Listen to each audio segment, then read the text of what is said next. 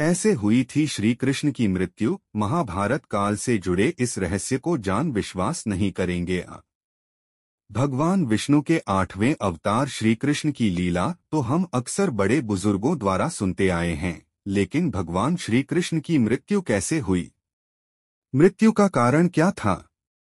क्या श्री कृष्ण ने मृत्यु के बाद अपना शरीर त्याग दिया और उनकी मृत्यु के बाद क्या हुआ? इन सब सवालों के जवाब जानने की जिज्ञासा हर किसी के मन में जरूर होती है। आइए आज हम आपको बताते हैं कि आखिर भगवान श्री कृष्ण की मृत्यु कैसे हुई। भगवान श्री कृष्ण का जन्म 3112 ईसा पूर्व में मथुरा में हुआ था। हालांकि उनका बचपन वृंदावन, बरसाना, नंदगाम, गोकुल और द्वारका आदि जगहों पर बीता। बताया जाता है कि महाभारत के युद्ध के बाद श्री कृष्ण ने द्वारका पर 36 वर्षों तक राज किया, जिसके बाद उन्होंने अपना देह त्याग दिया था। उस समय उनकी आयु 125 वर्ष थी। दरअसल उनकी मृत्यु के पीछे की वजह 2 श्राप हैं। आइए इनके बारे में जानते हैं।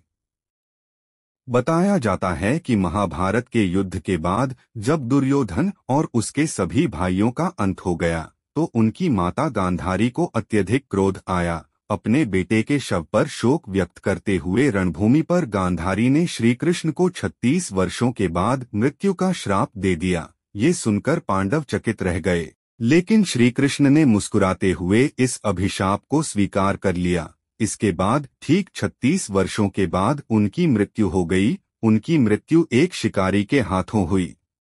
भागवत पुराण में बताया गया है कि एक बार श्री कृष्ण के पुत्र सांब ने शरारत करने की सोची। सांब अपने मित्रों के साथ एक स्त्री का वेश धारण कर ऋषिमुनियों से मिलने गए। स्त्री के वेश में सांब ने ऋषियों से कहा कि वह गर्भवती हैं। यदुवंश कुमारों की इस शरारत से ऋषियों ने क्रोधित होकर उन्हें श्राप दे दिया कि तुम एक ऐसे लोहे के तीर को जन्म दोगी जो तुम्हारे पूरे कुल का सर्वनाश कर देगा। इस श्राप को सुनकर सांब डर गए और उन्होंने तुरंत सारी घटना उग्रसेन को बताई। श्राप से छुटकारा पाने के लिए उग्रसेन ने सांब से कहा कि तीर का चूर्ण बनाकर प्रभास नदी में प्रवाहित कर दो, जिसके बाद सांबा ने वही किया। इसके बाद उग्रसेन ने राज्य में ये आदेश पारित कर दिया कि यादव राज्य में कोई भी किसी प्रकार की नशीली सामग्री का इस्तेमाल, उत्पादन या वितरण नहीं करेगा।